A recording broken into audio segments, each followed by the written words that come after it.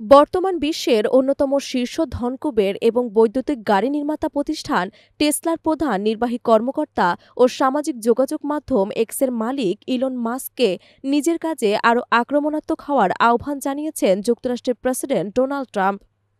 Elon Musk বর্তমানে যুক্তরাষ্ট্রের নতুন দপ্তর ডিপার্টমেন্ট অব গভর্নমেন্ট এফিসিয়েন্সির নেতৃত্বে রয়েছেন। গত মাসে দ্বিতীয় মেয়াদে মার্কিন প্রেসিডেন্ট হিসেবে দায়িত্ব নেওয়ার পর ট্রাম্প নতুন এই দপ্তরটি সৃষ্টি করেন।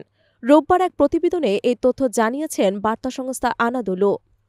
বার্তা সংস্থাটি বলছে, মার্কিন প্রেসিডেন্ট ডোনাল্ড ট্রাম্প শনিবার ইলন মাস্ককে তার প্রচেষ্টায় আরও আক্রমণাত্মক হওয়ার আহ্বান জানিয়েছেন। সম্ভবত যুক্তরাষ্ট্রের ফেডারেল ব্যয় হ্রাস করার লক্ষ্যে সরকারি দক্ষতা বিভাগে মাস্কের ভূমিকার ক্ষেত্রে একথা উল্লেখ করেছেন রিপাবলিকান এই প্রেসিডেন্ট। নিজের সোশ্যাল মিডিয়া প্ল্যাটফর্ম ট্রুথ সোশ্যালে ডোনাল্ড ট্রাম্প বলেছেন, ইলন একটি দুর্দান্ত কাজ করেছেন, কিন্তু আমি তাকে আরও আক্রমণাত্মক দেখতে চাই। ট্রাম্প ইঙ্গিত দিয়েছেন যুক্তরাষ্ট্রকে বাঁচানো দরকার এবং এই কারণে চূড়ান্ত লক্ষ্য হচ্ছে যুক্তরাষ্ট্রকে আগের চেয়ে আরও বড় করা।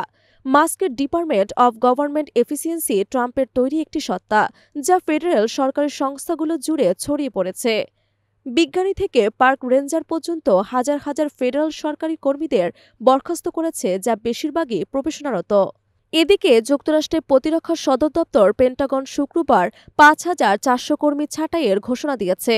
এতে বলা হয়েছে, প্রেসিডেন্ট ডোনাল্ড ট্রাম্পের ফেডারেল কর্মী বাহিনী কাটছাঁট করার উদ্যোগের অংশ হিসেবে পেন্টাগন এসব কর্মীকে চাকরিচ্যুত করবে।